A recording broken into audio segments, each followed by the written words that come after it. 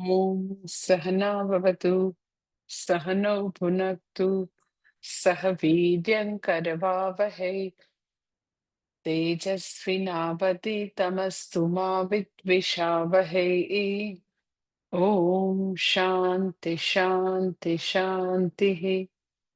श्रुतिस्मृतिपुराणानाम् आलयं करुणालयं नमामि भगवत्पादं शङ्करं लोकशङ्करम्।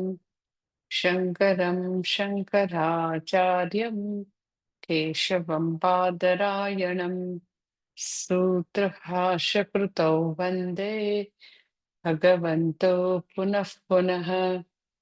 ईश्वरो गुरुरात्मेति मूर्तिभेदविभागिने व्योमवद्व्याप्तदेहाय दक्षिणामूर्तये नमः। ॐ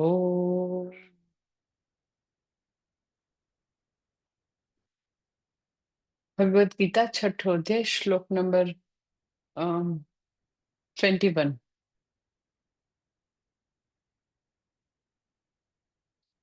सुखमात्यन्तिकं यत्तत् बुद्धिग्राह्यमतीन्द्रियं वेत्ति यत्र न चैवायं स्थितः चलति तत्त्वतः।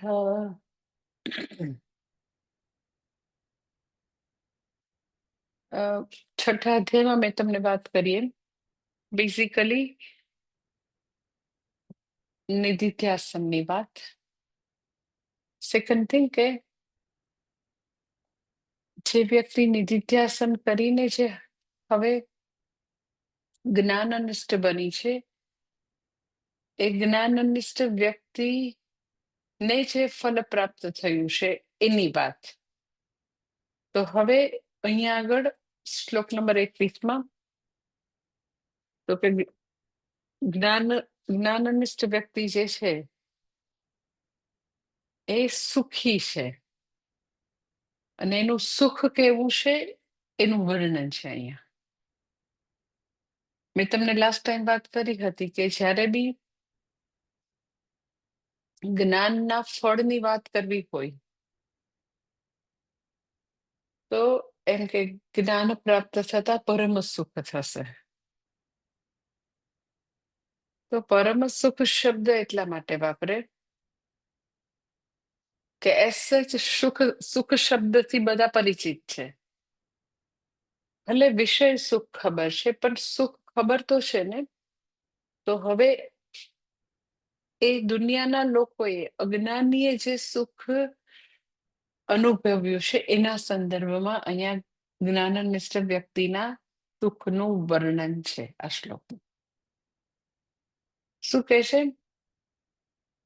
અયમ ચ યત્તદ બુદ્ધિગ્રાહ્યમ અતીન્દ્રિયમ આત્યંતિકમ સુખમ વેત્તિ ચ યત્ર સ્થિતઃ તત્વતઃ એવં ન ચલતિ. કે આ જ્ઞાની વ્યક્તિ જે છે એને આવા પ્રકારનું સુખ મળે છે જે બુદ્ધિગ્રાહ્ય છે. પછી બીજો શબ્દ કે છે અતીન્દ્રિય છે. ત્રીજો શબ્દ કે છે આત્યંતિક. આત્યંતિક એટલે જેનો અંત નથી એવું સુખ, અંત વગરનું સુખ, પૂર્ણ સુખ. એટલે જ્યારે વ્યક્તિને બુદ્ધિગ્રાહ્ય અતીન્દ્રિય પૂર્ણ સુખ પ્રાપ્ત થાય છે ત્યારે આવી વ્યક્તિ જે છે જે સ્વમાં સ્થિત વ્યક્તિ જે છે એ પછીથી યત્ર સ્થિતઃ તત્વતઃ એવં ન ચલતિ. એ હવે પોતાના સ્વરૂપથી ક્યારેય વિચલિત થતી નથી. જે વ્યક્તિને આવું નિરપેક્ષ સુખ મળે છે, આત્યંતિક સુખ મળે છે, બુદ્ધિગ્રાહ્ય સુખ પ્રાપ્ત થાય, અતીન્દ્રિય સુખ પ્રાપ્ત થાય, તો હવે એ વ્યક્તિ તો કે પોતાના સ્વસ્વરૂપમાં સ્થિત છે. તો હવે એમાંથી એ ચલિત થશે. પાછું એનું આત્મજ્ઞાન ચાલ્યું જશે, પાછી અજ્ઞાની થઈ જશે, પાછી દુઃખી થશે. એવું હવે થવાનું નથી. એકવાર પૂર્ણ સુખની પ્રાપ્તિ થઈ, એકવાર અજ્ઞાન ગયું, તો હંમેશા એ વ્યક્તિ જે છે પોતાના સ્વરૂપમાં સ્થિત વ્યક્તિ ક્યારેય હવે વિચલિત થતી નથી. એટલે અહીંયા આગળ તો કે સુખ શબ્દ ની વાત કરે છે કે એને આવું આત્યંતિક સુખ મળે છે. દુનિયાના લોકો જે સુખથી જ્ઞાત છે એ સુખ કયું છે? તો કે લાઈક વિષય સુખ બધાને ખબર છે. વિષય ઇન્દ્રિય અને વિષય નો સંપર્ક થાય તો એ સુખ મળે. કેવું છે એ પછી આપણે જોઈએ. પછી અમુક લોકોને સુખ એનાથી થોડું વિષય સુખથી આમ હાયર લેવલનું મળે. That is Vidyanand, or you can say Yoganand અથવા તો પ્રાણાયામથી જન્મતો સુખ. એટલે વિદ્યાનંદ એટલે શું? તો કે એવા રિસર્ચ કરનારા લોકો હોય છે કે જે લોકો પોતાના જીવનનો કેટલો બધો સમય લેબોરેટરીમાં પસાર કરે. એ લોકોને પોતાના કઈ દેખાવનું, કપડાનું પણ કઈ ભાન ન હોય. એવા તમે ક્લાસિકલ મ્યુઝિશિયન જોયા હશે કે જે લોકો શાસ્ત્રીય સંગીતમાં એટલા પારંગત હોય ને એમાં ડૂબેલા હોય તો એને દુનિયાના લોકોની કઈ પરવા ન હોય. એવા આર્ટિસ્ટ હોય, પેઇન્ટિંગ કરતા હોય, સ્કલ્પચર હોય, કે જે લોકોને એની જે વિદ્યા છે, સ્કલ્પચર છે કે પેઇન્ટિંગ છે કે પછી ક્લાસિકલ મ્યુઝિક છે, ક્લાસિકલ ડાન્સ છે, કે પછી આવું સાયન્સમાં જે કોઈ રિસર્ચ સ્કોલર જે છે રિસર્ચ કરતા હોય, તો આપણને એવું થાય કે અરે એને ખાવા પીવાની પડી નથી, પોતાના પહેરવેશની પડી નથી, તો એને શું મજા આવતી હશે? તો એ વિદ્યાનંદ છે. એટલે એવું કે વિદ્યાનંદે બ્રહ્માનંદ. એટલું એવા એવા ડિસ્કવરી ચેનલ તમે જુઓ ને તો ડિસ્કવરી ચેનલમાં એવા કેટલા બધા રિસર્ચ કરનારા છે, પ્રાણીઓ પર રિસર્ચ કરનારા લોકો, બહારના કન્ટ્રીના. તો એ લોકોએ પોતાની આખી જિંદગી મોટા મોટા બધા જંગલ હોય એમાં વિતાવી હોય. આખી જિંદગી એમ કે શેની ઉપર રિસર્ચ કરે છે? તો કે ગોરીલા ઉપર, ચિમ્પાન્ઝી ઉપર. અને ત્યાં ને ત્યાં એ લોકો રહેતા હોય, ત્યાં ને ત્યાં. એક આપણી એક બેન છે, મીન્સ આપણે એક સ્ટુડન્ટ છે દુબઈમાં, એની દીકરી જે છે તો ત્યાં આગળ ઓસ્ટ્રેલિયામાં એટલું બધું એનિમલ માટે કામ કરે છે. અને જ્યારે હમણાં લાઈક લાસ્ટ યર બહુ જ આગ લાગી હતી ઓસ્ટ્રેલિયાના જંગલમાં, તો એ કેટલા મહિનાઓ સુધી એ છોકરી ત્યાં રહી હતી. ને એટલા બધા એનિમલને એને બચાવ્યા છે. એક સર્જન છે, વેટરનરી સર્જન. એટલું બધું એને કામ કર્યું હતું, મહિનાઓ સુધી ત્યાં ત્યાં જંગલમાં જ રહેતી હતી. એટલે એવા ડિસ્કવરી ચેનલમાં તમે જુઓ ને કે શા માટે આપણી પાસે આટલું બધું એક એક એનિમલ ઉપરનું આટલું બધું જે ડેટા છે, રિસર્ચના ડેટા અવેલેબલ છે. શા માટે? તો કે કેટલાય લોકોએ કેટલા વર્ષો સુધી ત્યાં કામ કર્યું હોય. આપણે ભાઈને શું મજા આવતી હોય? એ લોકો એમ કે અમેરિકામાં, ન્યુયોર્કમાં રહેતા હતા, ફલાણી જગ્યાએ રહેતા હતા, તો ત્યાં તો એને બધી સગવડતા મળે. બધી સગવડતા મૂકીને અહીંયા હોય ને સગવડતા મળે જંગલમાં. તો બરાબર છે, ફેસિલિટી નથી, પણ એ લોકોને એ રિસર્ચનો, સંશોધનનો, એ વિદ્યાથી એટલો આનંદ હોય. એટલે વિષય સુખથી તો કે આવો વિદ્યાનંદ ઘણો બધો હાયર લેવલનો છે. અને એવી જ રીતે આવું ક્લાસિકલ મ્યુઝિશિયન, ક્લાસિકલ ડાન્સ કરનારા, તબલા વાદક તમે જોજો તો એ લોકો એની ધૂનમાં જ હોય, તો એમાં બી આનંદ છે. અને એ બધો આનંદ વિષયાનંદથી બહુ જ હાયર લેવલનો છે. એટલે એ બધાથી ઉત્કૃષ્ટ, કોઈની સાથે કમ્પેરિઝન ન થઈ શકે એવો આનંદ કોઈ હોય તો દેટ ઇઝ તુરીય આનંદ, ચતુર્થ જેને કે, જેને આત્મ સુખ કહે. એ આનંદ છે. જે આ નિધિધ્યાસન કરનાર યોગી છે એને પ્રાપ્ત છે. વિષય સુખ જે છે એમાં હંમેશા એક પ્રકારનું તારતમ્ય છે, સરખામણી છે.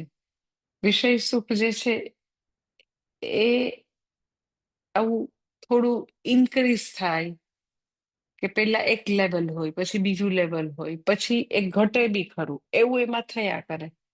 તારતમ્ય થાય, વધઘટ થાય. લાઈક યુ નો કે વિષય સુખમાં એવું કે જ્યારે આપણને કોઈ બી વિષય પ્રાપ્ત કરવો હોય તો એ વિષયને જોવા માત્રથી એક આનંદ થાય. એમ કે ધારો કે એમ કે માની લ્યો કે કોઈ વ્યક્તિને એવું બહુ બધા પ્લાન્ટ્સનો, બધા સરસ કલરફુલ બધા પુષ્પનો શોખ છે. તો એ પ્રકારનો પ્લાન્ટ્સ કે બધા પુષ્પ જોવાથી એક પ્રકારનો આનંદ. કે કોઈ વ્યક્તિને તમે માની લો કે ખૂબ જ કપડાનો શોખ છે, તો એ ત્યાં જોવે એવા ડિઝાઇનર ડ્રેસ, એમ સિમ્પલ નહીં, મોલમાં મળે એવા ને એકદમ ડિઝાઇનર ડ્રેસ, તો એને જોવાથી, એ શોરૂમમાં જાય તો જોવાથી એક આનંદ થાય. એને પ્રિય કે પ્રિયની કેટેગરી. શું? તો કે વિષયને જોવાથી મળતું સુખ. એટલે અમુક લોકો તો એમ કે લાઈક ઓર્નામેન્ટ્સ હોય ને, એમ કે એને ગમતા હોય જુદા જુદા દાગીના, પછી આવા કપડા ગમતા હોય, તો એ એવી રીતે બધા શોરૂમમાં ખાલી જોવા જાય. પેલા ખબર નહીં કેટલો બધો એ લોકોને ટાઈમ મળી જતો હોય. તો જોવા માત્રથી જે સુખ થાય એને પ્રિયની કેટેગરી કે પ્રિય. પછી તો કે એ ત્યાં શોરૂમમાં જાય ને પછી એની પાસે એટલી પૈસાની સગવડતા હોય કે એવું ડિઝાઇનર ડ્રેસ ખરીદી શકે. તો બીજું સુખ જે છે પ્રિય પછીનું લેવલને મોદ કહે છે. મોદ. મોદ એટલે શું? તો કે હવે એક્ઝેક્ટલી એને ડ્રેસ ખરીદ્યો એટલે વિષયને પોતાનો બનાવ્યો. પેલા વિષય દર્શન, દેટ ઇઝ પ્રિય. પછી વિષયને પોતાનો બનાવવો, ધેટ ઇઝ મોદ. મોદ. આપણે મોદક શબ્દ કહીએ ને, મોદ. અને પછીથી એમ કે એને નક્કી કર્યું હોય કે આ ડ્રેસ જે છે ને એમ કે ફેમિલીમાં એમ કે લગ્ન છે ને, ફેમિલીમાં એમ કે મારા ભાઈની દીકરીના લગ્ન છે, મારે તો કે ઘરમાં આવી રીતે બેનના દીકરાના લગ્ન છે, વોટ એવર, ફેમિલીના લગ્ન. તો એમ કે એ ડિઝાઇનર જે છે ને ડ્રેસ મેં લીધો છે ને, સાડી લીધી છે કે ચણિયા ચોળી લીધા છે ને, એ પહેરવા છે ને એક્ઝેક્ટલી એ દિવસે પહેરે, લગ્નના દિવસે, ત્યારે બેને નક્કી કર્યું હોય. તો વિષયને અનુભવે ત્યારે જે સુખની માત્રા છે એને પ્રમોદ કહે છે. એટલે પ્રિય, મોદ, પ્રમોદ. એટલે આવું વિષય સુખમાં આવા પ્રકારની તારતમ્ય છે કે વિષય જોવે તો એક પ્રકારની અનુભૂતિ થાય, એક પ્રકારનો આનંદ થાય, પછી પોતે પરચેસ કરે ત્યારે થોડો વધે, અને પ્રમોદ એટલે એ વિષયને એક્ઝેક્ટલી પોતે આવી રીતે અનુભવે, પોતે પહેરે કે ખાય કે ત્યાં પહોંચી જાય, વોટ એવર, એ વિષય સાથે એક્ઝેક્ટલી એનો સંપર્ક થાય, એનો અનુભવ કરે, દેટ ઇઝ પ્રમોદ. હવે સાથે સાથે તમે એમ થાય તો બહુ સારું, પ્રિય, મોદ, પ્રમોદ, બરાબર છે. પણ પાછું દરેક વિષય સુખમાં આવું ધીરે ધીરે વધારો બી થાય, અને પાછું સાથે સાથે વિષય સુખમાં સાથે સાથે એવું અંદર સંકળાયેલું જ છે, ઇનબિલ્ટ છે, કે વિષય સુખ જે છે એ કાયમ રહેતું નથી. વિષય સુખ માટે તો કે ઇન્દ્રિયો જોશે, ઇન્દ્રિયોની ક્ષમતા જોશે. ધારો કે ખાવાના વિષય છે તો પેટ તો સારું હોવું જોઈએ ને. એમ કે વ્યક્તિને 90 વર્ષ છે અને એને એવા પ્રકારની ભોજનની ઈચ્છા છે કે જેને પચે જ નહીં કોઈ વાર. તો વિષય સુખમાં સૌથી પહેલા પોતાના શરીરનું ઇન્દ્રિયોનું સુખ જોઈએ. પછી તો કે એને એવા શોખ હોય કે એના પર્સને પરવડે નહીં તો એફોર્ડ બી કરી શકવા જોઈએ. એટલે nth નંબર ઓફ ફેક્ટર્સ પર એની ડિપેન્ડન્સી છે. વિષય સુખમાં ડિપેન્ડન્સી છે. વિષય સુખ કાં તો જતું રહે અને કાં તો વિષય સુખથી આપણે ઉબાઈ જાય, ઉપર ઉઠી જાય. બેમાંથી એક થતું હોય છે કે વિષય સુખ કદાચ આપણી પાસે હોય તો આપણને પછી એની વેલ્યુ ન રહે. છે હવે, અથવા તો એ જતું રહે. પછી તો કે વિષય સુખ જે છે એ જે 5મા અધ્યાયમાં કે છે આદ્યંતવંત ન તેષુ રમતે બુધઃ યેહિ સંસ્પર્શજા ભોગાઃ દુઃખયોનય એવતે. આ બધું તો છે જ એમાં. એની સામે હવે વિષય સુખની બાજુ પર મૂકીએ. હવે બરાબર એની સાથે કમ્પેરિઝન કરીએ આત્મસુખની. તો આત્મસુખ માટે ભગવાન આવા 3 પ્રકારના વિશેષણ વાપરે છે કે એ આત્યંતિક છે. આત્યંતિક એટલે છે આદિ શંકરાચાર્યજી કહે છે સુખમ આત્યંતિકમ અંત્યમ એવ ભવતિ ઇતિ આત્યંતમ આત્યંતિકમ અંતમ ઇત્યર્થઃ યત્તદ બુદ્ધિગ્રાહ્યમ બુદ્ધ્યા એવ બુદ્ધ્યા એવ ઇન્દ્રિય નિરપેક્ષયા ગૃહ્યતે ઇતિ બુદ્ધિગ્રાહ્યમ. આત્યંતિક એટલે બીજા બધા સુખ જે છે એનો અંત આવતો હોય છે. આત્યંતિક એટલે જેનો ક્યારેય અંત ના આવે, અર્થાત એ પૂર્ણ સુખ છે. અતિન્દ્રિય સુખ છે એટલે બધા જ સુખ, વિષય સુખ ને ઇન્દ્રિયની અપેક્ષા છે. ખાવાનું સુખ છે તો કે એને જીભ જોઈએ છે, આખી ડાયજેસ્ટિવ સિસ્ટમ ઉપર ડિપેન્ડન્સી છે. પછી કંઈક સ્ક્રીનનું સુખ કે મૂવી જોવે છે કે ટીવીમાં કંઈક જોવે છે કે પછી સ્ક્રોલ કરે છે બેઠા બેઠા રીલ્સ, તો એમાં આંખની અપેક્ષા છે, સ્ક્રીનની અપેક્ષા છે. કોઈ પણ તમે જોજો દુનિયાવી સુખ જે છે તો એમાં કંઈક જોઈશે. જ્યારે વિષય સુખ ઇન્દ્રિયો પર આશ્રિત, પણ હુંનું સુખ છે, આત્મ સુખ એ અતિન્દ્રિય છે. અતિન્દ્રિય એટલે ઇન્દ્રિયોની અપેક્ષા નથી, ઇન્દ્રિય અગોચર, ઓર યુ કેન સે ઇન્દ્રિયોની પહોંચથી અતીત છે. તમે એમ કે મેં આત્મ સુખ તો પછી છે ને કાનથી અનુભવ્યું, પછી આત્મ સુખ તો મારી આંખે જોયું, તો ઇન્દ્રિયોની કોઈ પહોંચ નથી ત્યાં. એટલે ઇન્દ્રિય અગોચર છે. અને પછી બીજું કે છે બુદ્ધિગ્રાહ્ય છે. વિષય સુખ પણ બુદ્ધિગ્રાહ્ય છે અને આ સુખને પણ બુદ્ધિગ્રાહ્ય કહે છે. બુદ્ધિગ્રાહ્ય એટલે કેવી બુદ્ધિ જોશે? આત્મ સુખ માટે બુદ્ધિગ્રાહ્ય એટલે બુદ્ધિથી અતીત નથી. મન અને બુદ્ધિ જરૂર ત્યાં છે, પણ કેવી બુદ્ધિ જોશે?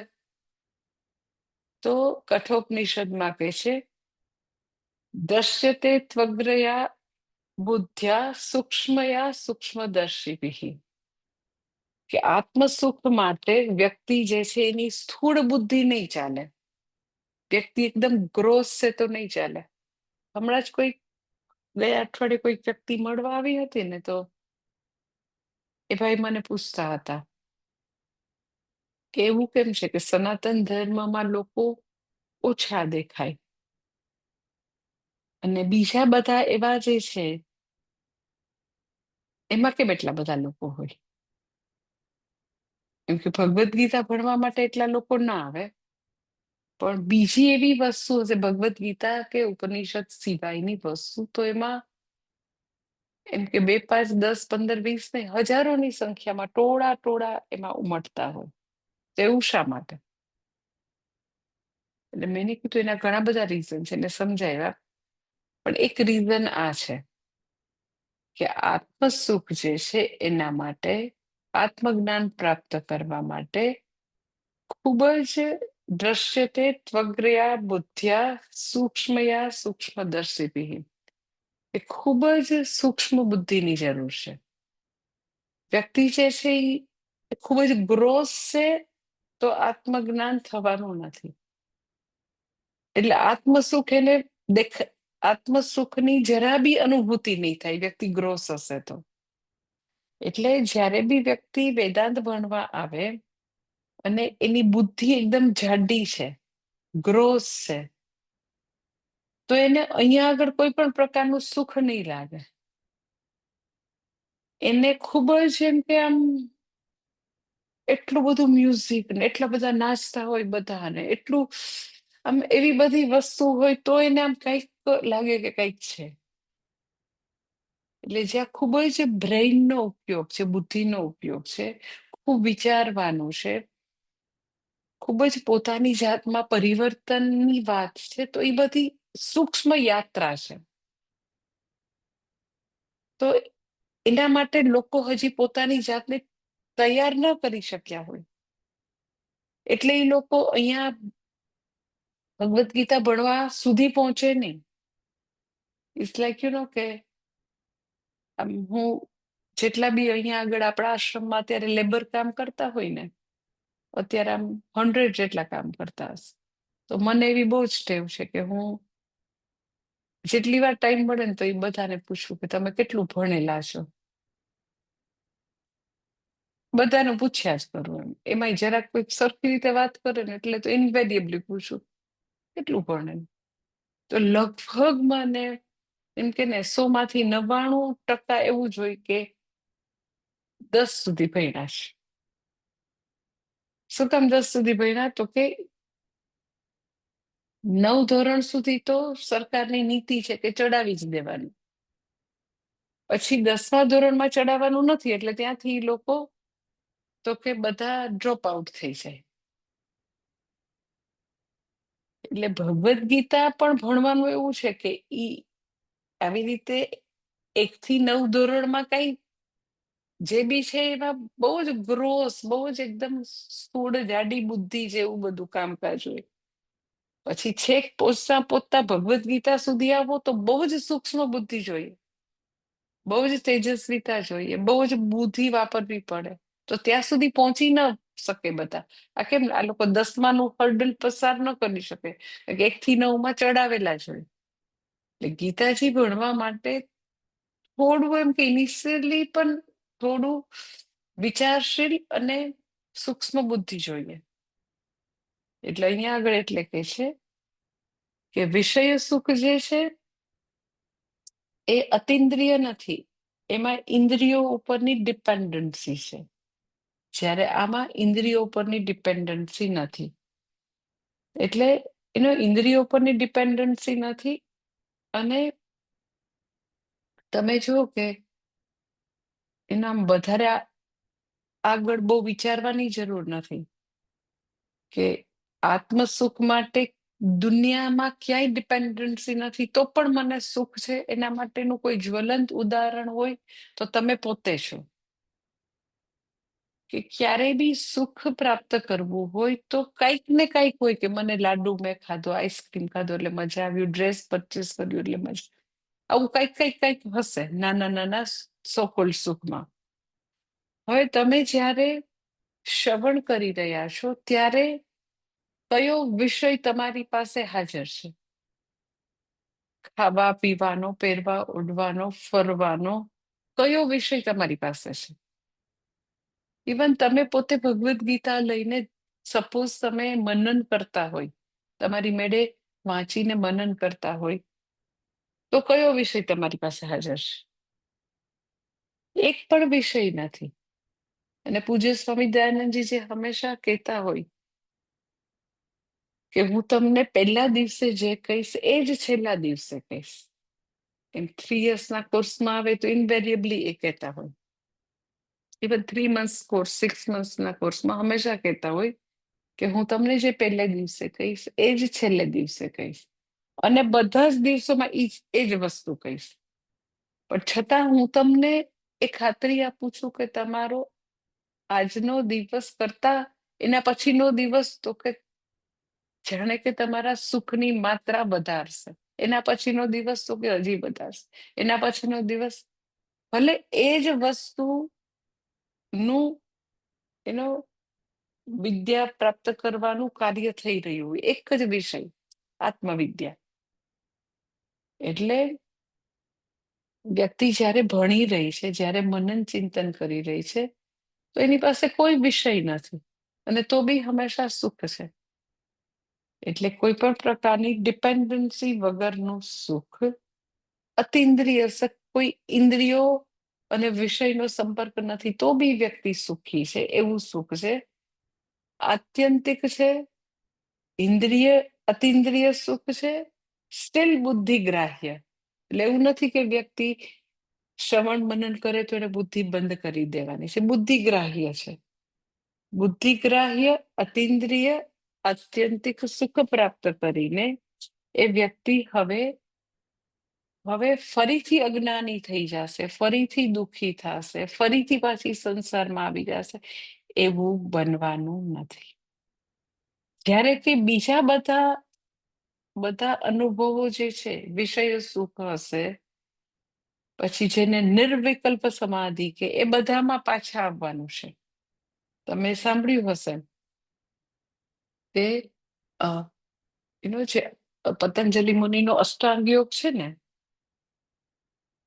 એમાં છેલ્લું સ્ટેપ જે છે દેટ ઇઝ નિર્વિકલ્પ સમાધિ.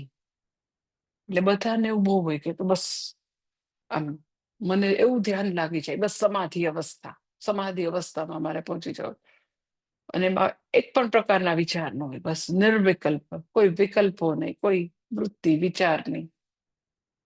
તો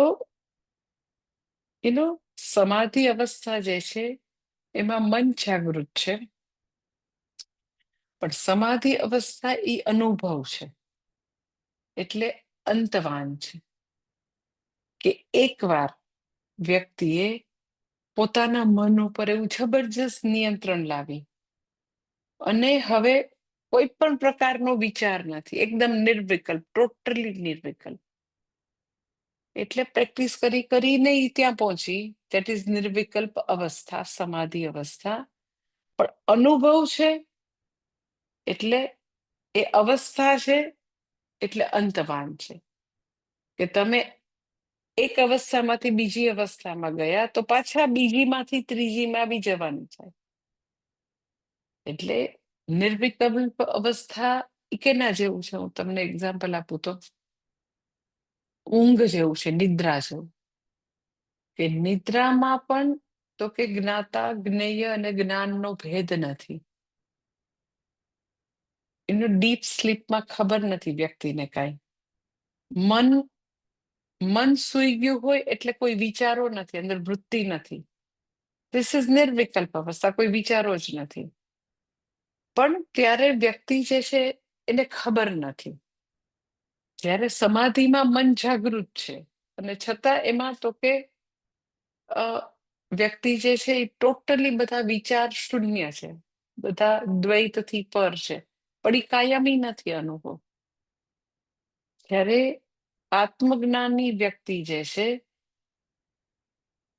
એને કોઈ એવા વિશેષ અનુભવની જરૂર નથી. ભજ ગોવિંદમમાં જે કે યોગ રતો વા, ભોગ રતો વા, સંગ રતો વા, સંગ વિહીન નંદતી નંદતી નંદત્યેવ.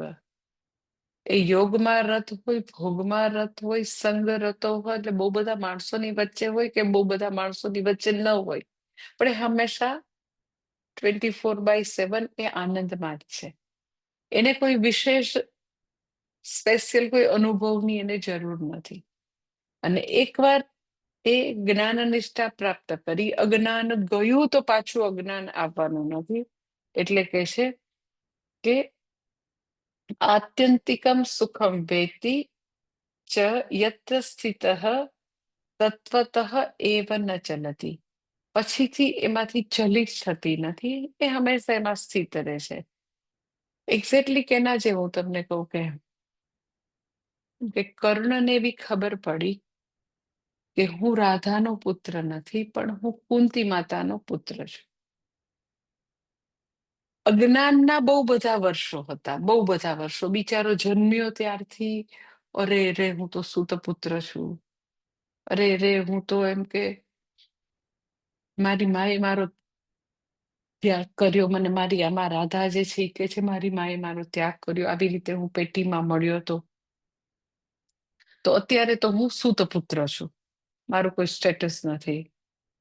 તો એવા અજ્ઞાનમાં હું બરાબર નથી, હું દુઃખી છું, અજ્ઞાનમાં વર્ષો ગયા હોય, જીવને જન્મો જન્માંતર ભલે વીતી ગઈ, પણ જેમ કર્ણને એકવાર ખબર પડે, બધા એકદમ ટોટલ બધા કોન્ટેક્ટથી એને એવો ખ્યાલ આવે કે હા એક્ઝેક્ટલી આ કે છે એ સાચું છે. કૃષ્ણ ભગવાન આવીને કે છે એ સાચું છે, કુંતી માતા આવીને મારી પાસે રડે તો એ બરાબર છે. એને બધું આમ કનેક્શન બેસે કે મારી માએ કીધું તું આ દિવસે આ સમયે આવી રીતે પેટીમાંથી બાળક એ લોકોને પ્રાપ્ત થયું છે, એને ત્યાં જન્મ નથી થયો. અને કુંતી એમ કે હા મેં આવી રીતે એનો કવચ સાથે આવા રાજ ચિહ્નો સાથે મૂકેલું હતું. એટલે યોગ્ય કોન્ટેક્ટ સાથે જ્યારે એને આમ ખબર પડે, પોતાની જાતનો સાક્ષાત્કાર થાય કે ના હું જે માનતો તો એ નથી, અને મારે જે બનવું હતું, કાયમ મને એમ હતું કે હું ક્ષત્રિયનો દીકરો હોઉં તો સારું, તો એક્ઝેક્ટ મારે જે બનવું હતું એ મારે હવે બનવાની જરૂર નથી, હું છું જ. ઇટ ઇઝ પ્રાપ્તસ્ય પ્રાપ્તિ. તો હવે તમે ઇમેજિન કરો કે એકવાર એને ખબર પડી ગઈ કર્ણને કે હું કૌંતેય છે, નતુ રાધેય નત્વમ રાધેય કિંતુ કૌંતેય. હવે એને ખબર પડી ગઈ, તો તમને લાગે પાછું હવે એને ઈ ભૂલાઈ ગયું હો, પાછો એ રાધાનો દીકરો પોતાને માનવા માંડ્યો, એવું થશે? નહીં થાય. શા માટે ન થાય? તો કે અજ્ઞાનને ખાલી જતા જ આવડે છે, અજ્ઞાન પાછું ક્યારેય નથી આવતું. અજ્ઞાનની બિગિનિંગ નથી, પણ અજ્ઞાનનો હંમેશા અંત છે. અને અંત એવો છે યદગત્વાના નિવર્તન, એકવાર જાય પછી આવે નહીં. એ ચાહે આત્મ વિષયક અજ્ઞાન હોય કે ચાહે કોઈ પણ દુન્યવી અજ્ઞાન હોય, કે તમને એકવાર ખબર પડી જાય કે આ જે છે ને, આ ફૂલ જે છે ને, સપોઝ આપણા આશ્રમમાં એક બહુ સરસ સુગંધી ફૂલ થાય છે, બહુ ઓછા લોકોની એની જાણ હોય છે, ગાર્ડનિયા. તો એ એકદમ વ્હાઈટ સરસ મોટા પુષ્પ થાય ને એકદમ મોગરા જેવી ફ્રેગ્રન્ટ આવે. તો એકવાર હું એમ કહું કે આ વ્હાઈટ આટલા ફ્રેગ્રન્ટ મોટા મોટા ફૂલ છે ને ગાર્ડનિયાના છે, સાઉથ ઇન્ડિયાનું ફૂલ છે. પછી હમણાં આજે એક બહુ જ સરસ ઓરિએન્ટલ લીલી આજથી શરૂ થાય, તો આમ કોઈને ખબર ન હોય તો એમ કહું કે ઓરિએન્ટલ લીલી છે. તો એકવાર હું એમ કહું ઓરિએન્ટલ લીલી છે, તો પછી બીજી વાર થોડું એનું અજ્ઞાન થઈ જાય. એટલે અમને એમ હતું કે આ ગલગોટા હોય, તો અમને એમ હતું આ સેવંતી હોય તો. એટલે એકવાર કોઈ બી વસ્તુનું જ્ઞાન થયું, અજ્ઞાન ગયું તો પાછું નહીં આવે. એટલે અહીંયા કે છે કે વ્યક્તિ જે છે એ આવું પરમ સુખ પ્રાપ્ત કરે છે, પૂર્ણ સુખ પ્રાપ્ત કરે છે, બુદ્ધિગ્રાહ્ય અતિન્દ્રિય આત્યંતિકમ સુખમ પ્રાપ્ત કરે છે. પછીથી એને પાછું દુઃખ આવે એવું બનશે નહીં. પરંતુ હજી આગળ એનું સરસ વર્ણન કરે છે ભગવાન, જે બહુ જ જાણીતો શ્લોક છે, 22મો શ્લોક એ છે 22મો શ્લોક. યમ લબ્ધ્વા ચાપરમ લાભમ મન્યતે નાધિકમ તતઃ યસ્મિન સ્થિતો ન દુઃખેન ગુરુણાપી વિચાલ્યતે. કે છે યમ લબ્ધ્વા તતઃ અધિકમ અપરમ લાભમ ન મન્યતે યસ્મિન સ્થિતિઃ ગુરુણા દુઃખેન અપી ન વિચાલ્યતે. કે આ પરમ સુખ એવું છે કે એ કોઈ દિવસ આવીને જતું તો નથી જ નથી, પણ એકવાર એ સુખ પ્રાપ્ત થાય તો એનાથી અધિક લાભ બીજો કોઈ છે જ નહીં. અને એકવાર એમાં સ્થિત થયેલ વ્યક્તિ જે છે એને પછી ગમે તેવી મહાન વિપત્તિ આવે તો પણ એ વ્યક્તિ પછી હવે વિચલિત થતી નથી, દુઃખી થતી નથી. એ વ્યક્તિ ક્યારેય પછી સ્વસ્વરૂપમાંથી પાછી ચ્યુત થતી નથી. એટલે આ જે શ્લોક જે છે 22મો શ્લોક, એ બહુ લોકો મહાત્મા જે છે અને ઉદ્ધૃત કરતા હોય છે, કોટ કરતા હોય છે. એવો સરસ શ્લોક છે કે જ્ઞાનનું આત્મજ્ઞાન પ્રાપ્ત કરો તો કેવું મહાન ફળ છે કે જીવનમાં એવા ગમે તેવા અપ્સ એન્ડ ડાઉન આવે, બહુ જ બધી વિપદ આવી પડે તો બી અગર આત્મજ્ઞાન પ્રાપ્ત થયું છે તો મહાનમાં મહાન દુઃખ પણ એને વિચલિત નહીં કરી શકે, સ્પર્શી નહીં શકે. એટલે હવે ભગવાન આગળ સુખના સંદર્ભમાં વાત કરી, અહીંયા એક લાભ શબ્દ છે એના સંદર્ભમાં ભગવાન વાત કરે છે. યમ લબ્ધ્વા ચાપરમ લાભમ. કારણ કે લાભ શબ્દ પણ બધાને બહુ ગમે. એનાથી આપણને શું લાભ થાય, એનાથી શું મળે? આજે કોઈ ભાઈ મને પૂછતા હતા એમ કે આપણે ભગવદ્ ગીતા ભણીએ તો લાભ શું થાય? મને લાભ નહીં, મને કે ફાયદો શું થાય? એટલે આમ અમુક લોકો એવા પ્રશ્ન પૂછે તો આપણને એમ કે ભગવદ્ ગીતાને ફાયદો ગેરફાયદો એવું લોકો વિચારે ને. હા, એટલે લોકો વિચારતા હોય એટલે ભગવાન હવે લાભના સંદર્ભમાં હવે કે છે આ જો આત્મસુખ જે છે ને અલ્ટિમેટ લાભ છે ભાઈ. જેવો તેવો લાભ નથી, પરમ લાભ. એટલે પરમ લાભ એટલે અંતિમ લાભ, એનાથી આગળ કઈ લાભ છે જ નહીં. તમે એમ કે એવું થોડું હોય. તો દુનિયાવી લાભ જે છે ને, દુનિયામાં જે બી લાભ તમે વિચારજો એની પર, હું તમને વિચારવા માટેનો પોઈન્ટ આપું છું.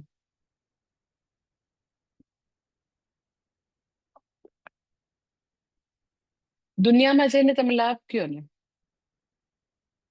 તો એની અંદર ભલે તમને ન દેખાય પણ એની અંદર જ ઇનબિલ્ટ ગેરલાભ હોય જ. આ તમને હું વિચારવાનો પોઈન્ટ આપું, તમે વિચારજો.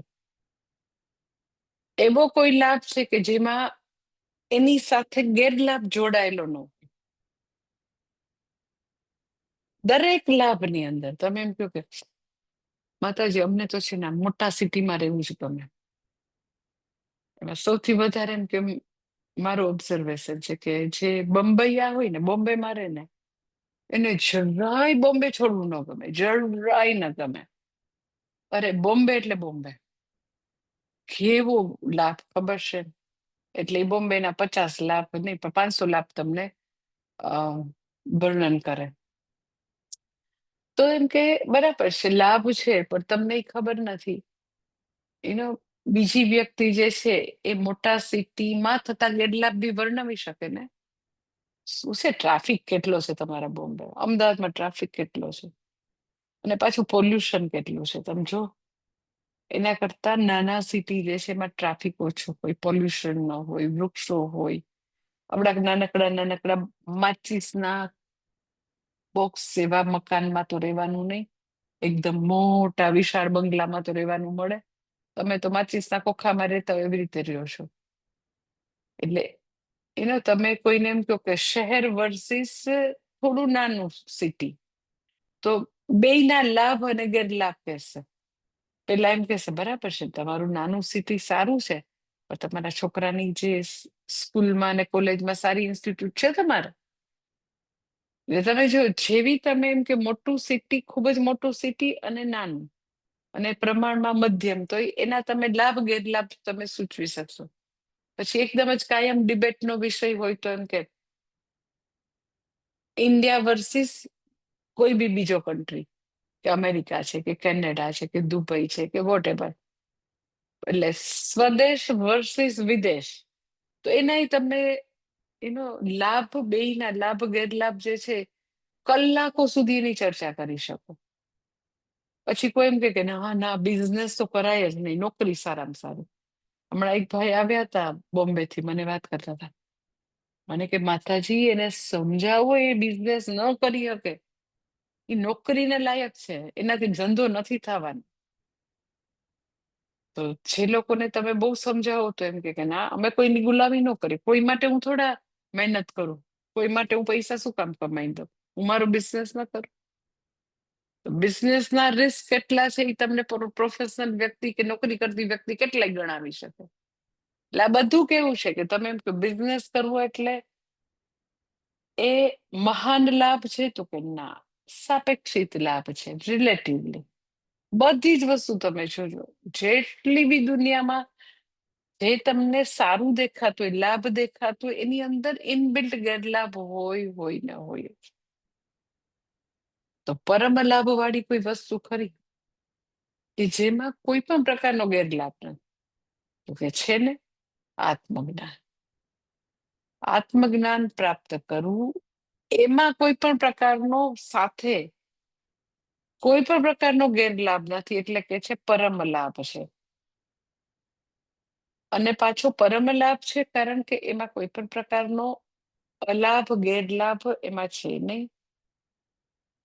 સેકન્ડ થિંગ, પરમ લાભ એટલા માટે કે છે કે દુનિયાના લાભ જેટલા બી હોય ને, એમ કે તમે એમ કહો કે ઓ એને એવો સરસ બંગલો બાંધ્યો ને, એવો સરસ ને, લાસ્ટ યર એને બાંધ્યો, માતાજી 5 વર્ષ કામ ચાલ્યું, મને ઉકેતા કળા, એટલો સરસ બંગલો બાંધ્યો 2 એકરમાં. તો તમને થાય કે તો પરમ લાભ, પરમ લાભ.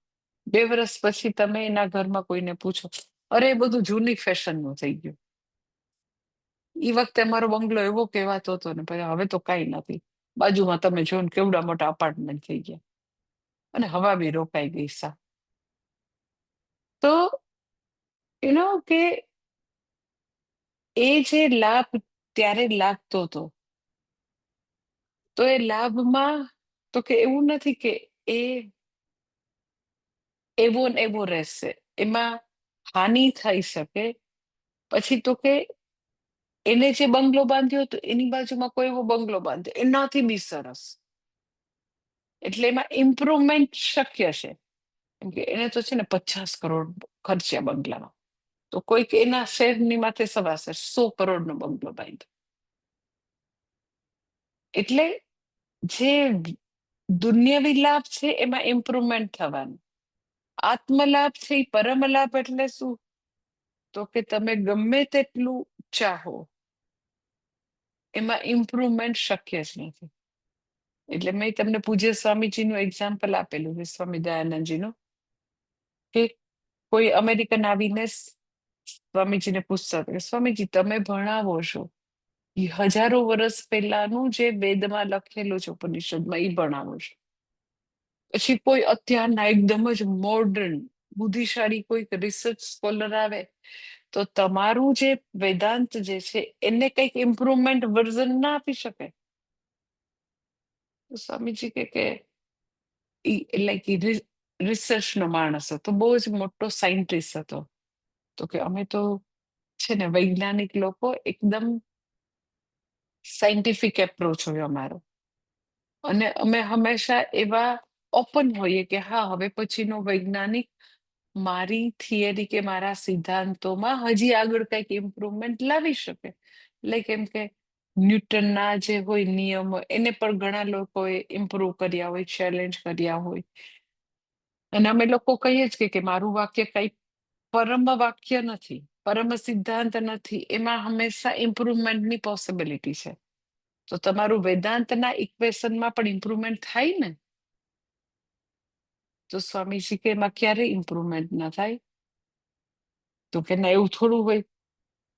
તો સ્વામીજી કે સારું, હું તને મારું અલ્ટિમેટ ઇક્વેશન આપું છું, ટ્રાય ટુ ઇમ્પ્રુવ. તો કે હું કરીશ. તો કે વેદાંતનું અલ્ટિમેટ સેન્ટેન્સ છે, તું પૂર્ણ છો, you are whole, try to improve, improve કરજા બેઠો બેઠો.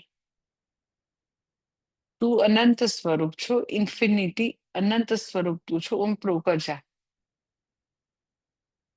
એટલે એને ખરેખર ત્યાં કોઈમ્બતુરમાં એ ભાઈ હતા, તો એટલી રાત સુધી પોતે એના પર વિચાર કર્યો કે હું પૂર્ણ છું, હું પૂર્ણ છું, એને કેવી રીતે કરું ઇમ્પ્રુવ, કેવી રીતે ઇમ્પ્રુવ કરું. તો એને કેવી રીતે તમે, હું અનંત સ્વરૂપ છું, સત્યમ જ્ઞાનમ અનંત સ્વરૂપ છું, પૂર્ણ સ્વરૂપ છું, એને કેવી રીતે તમે એમાં, એનાથી આગળ શું હોઈ શકે? એટલે અહીંયા કહે છે કે આ લાભ જે છે એ પરમ લાભ છે, એનાથી આગળ કાંઈ નથી, અને એનાથી આગળ કઈ શક્ય નથી. વેદાંતમાં કોઈ પણ પ્રકારનું ઇમ્પ્રુવમેન્ટ થાય એવું શક્ય જ નથી. બધી પ્રાપ્તિ કે લાભમાં બીજું એક મહત્વનું પાસું એવું છે કે હંમેશા એમાં અપૂર્ણતા ચાલુ રહેશે. આજે એક ભાઈ સાથે હું સવારે વાત કરતી હતી ને, આપણી મંદિરની પ્રતિષ્ઠાની વાત થતી હતી, તો એ કઈક વાત એવી થતી હતી, હા માતાજી કે એને પૈસા આપવા જ છે, પણ એને છે ને એમ કે બિઝનેસમાં ફલાણું છે, ઢીકણું છે ને. એટલે મેં એને કીધું કે ભાઈ, ગમે એટલા પૈસા તમે કમાવો ને તો હજી ઓછું છે, અધૂરપ છે, અપૂર્ણતા છે, એ ચાલુ જ રહેશે. જો તમે સંકલ્પ કર્યો છે તો તમારે ફૂલફિલ કરવો છે, નથી સંકલ્પ કરવો તો તમે ચોકડી મારો. પણ ડોન્ટ ટેલ મી કે અરે પણ બિઝનેસમાં આવું છે, અરે તો હજી આમ છે તેમ છે. ગમે તેટલું પ્રાપ્ત કરો, પણ દુનિયાવી લાભમાં ગમે તેટલા લાભ હોય ને, બસ હજી આટલું થઈ છે, બસ હજી આટલું, એટલે અપૂર્ણતા ચાલુ જ રહેશે.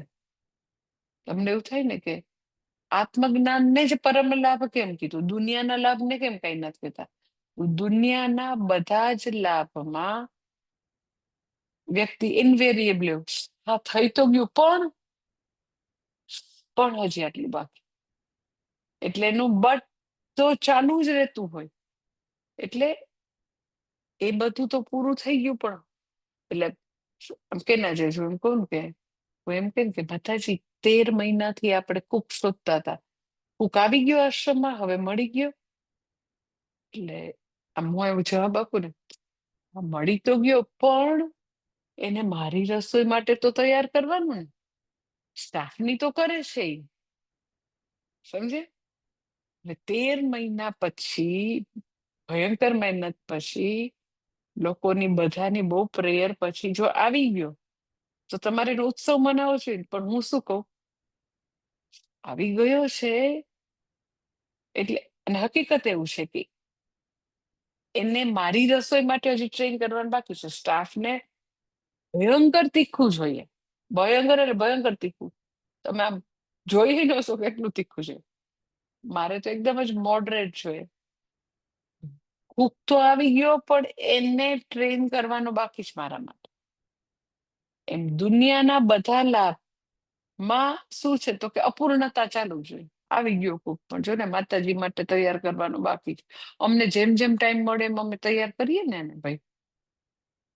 એટલે કોઈ બી તમે લાભ લ્યો, ખૂબ જ ધન કમાણું, પણ આશ્રમમાં દાન આપવું છે, પણ આમ થોડા કેમ કે લાગે પછી આપું નું દાન. એટલે ભલે ગમે તેટલા પૈસા આવે, પણ અપૂર્ણતા ચાલુ. હજી ને એવું થાય આ લેવલે પહોંચવું ને પછી. એટલે આત્મલાભ ને પરમ લાભ એટલે કે છે કે એમાં પછી અપૂર્ણતા ચાલુ નથી. હું પૂર્ણ સ્વરૂપ છું. પછી તો કે વ્યક્તિ ની કોઈ પણ પ્રકારની આવી અધૂરપ, અસંતુષ્ટિ, બધું ગાયબ થઈ જશે. અને અગર એના જીવનમાં એવું ખૂબ જ મોટું દુઃખ આવ્યું, એવું વિપદ આવી, કે સપોઝ એ વ્યક્તિ માની લ્યો કે એટલું બધું લોક કલ્યાણનું કામ કરે છે ને સડનલી એને ખબર પડી કે એને તો કેન્સર છે, તો એમ મહાન દુઃખ છે, ગુરુણાપી દુઃખ છે. નવી ચાલે એકદમ મોટું દુઃખ, તેમ એકદમ અસાધ્ય રોગ આવી ગયો. પછી સાવ ભાંગી પડે તો કે ના, ગમે તેટલી મહાન વિપદ આવે તો બી એ વ્યક્તિ હવે જરા બી ક્ષુબ્ધ થતી નથી, દુઃખી થતી નથી, વિચલિત થતી નથી. એટલે એ બ્રહ્મજ્ઞાનની તાકાત છે. એટલે આપણા માટે હોમવર્ક એ છે કે આપણે આપણા જીવનમાં આવતા દુઃખથી કેટલા વિચલિત થઈએ છીએ. આપણે આપણી જાતને રોજ પૂછવા, દુઃખ તો આવવાનું, તકલીફો તો આવવાની. એટલે આપણને આત્મજ્ઞાન પચેલું છે કે નહીં, આપણે આત્મસાત કરેલું છે કે નહીં, કેટલા અંશે આત્મસાત કર્યું, એની કોઈ તમારે આવી પ્રૂફ જોઈતી હોય તો ધીસ ઇઝ ધ પ્રૂફ કે દુઃખ આવતા આપણે કેટલા વિચલિત થઈએ છીએ. જયારે ભગવાન એમ કે ગુરુણા આપી દુઃખે ન વિચાર્ય, તેનો અર્થ એમ કે દુઃખ તો આવવાનું, જ્ઞાન થાય તો બી દુઃખ તો આવવાનું. પરંતુ આત્મજ્ઞાનમાં એટલી સ્ટ્રેન્થ છે, આત્મજ્ઞાન પ્રાપ્ત થતા એટલી બધી વ્યક્તિ જે છે એની ઇનર સ્ટ્રેન્થ વધશે, એ પૂર્ણતાની તાકાતથી, જે પ્રારબ્ધના પવનથી જે બી નાનું મોટું કે બહુ જ મોટું દુઃખ, પૂર્ણાપી દુઃખે ખૂબ જ મોટું દુઃખ આવે તો એ નિરાશ થઈ જાય છે, ભાંગી પડે છે, હતાશ થઈ જાય તો કે ના એવું કઈ ન થાય, બિલકુલ વિચલિત નથી થતી. એટલે હવે આપણે આજથી એવું હોમવર્ક કરવાનું કે આપણને નાના મોટા દુઃખ આવે તો આપણે કેટલા વિચલિત થાય. જો તમે વિચલિત ઓછામાં ઓછા થાવ તો માનો કે તમે જ્ઞાનની નજીક છો. એટલે જ્ઞાની વ્યક્તિ જે છે એના જીવનમાં આવો પરમ લાભ પ્રાપ્ત થતા ખૂબ જ મોટું દુઃખ આવે તો બી વ્યક્તિ વિચલિત થતી નથી. એ જ્ઞાન ફલ છે. અને હજી ભગવાન એ વસ્તુને આગળ સરસ એવી એના પછીનો શ્લોક બી બહુ જ જાણીતો શ્લોક છે, એમાં વર્ણન કરે છે કે જ્ઞાની વ્યક્તિ જે છે એને જે એની જે ક્લેરિટી છે એ કેવી છે, જ્ઞાની વ્યક્તિ જે છે એનું જ્ઞાન કે સુખ કે આનંદ કેવો છે, હજી શ્લોક નંબર 23માં ભગવાન વર્ણન ચાલુ રાખે છે, કાલે જોઈ લેશું. ઓમ પૂર્ણમદ પૂર્ણમિદમ પૂર્ણાત પૂર્ણમુદચ્યતે પૂર્ણસ્ય પૂર્ણમાદાય પૂર્ણમેવાવશિષ્યતે. ઓમ શાંતિ શાંતિ શાંતિ. હરિ ઓમ શ્રી ગુરુભ્યો નમઃ. હરિ ઓમ. વડોદરા માટે બધા લોકો પ્લીઝ નામ દર્શનાબેનને આપવા માંડજો. રાજકોટ વાળા બી આપવા માંડે, બોમ્બે વાળા બી આપવા માંડે, અને જે એબ્રોડ થી આવવાના હોય એ બી દર્શનાબેનને નામ આપવા માંડે. હવે દિવસ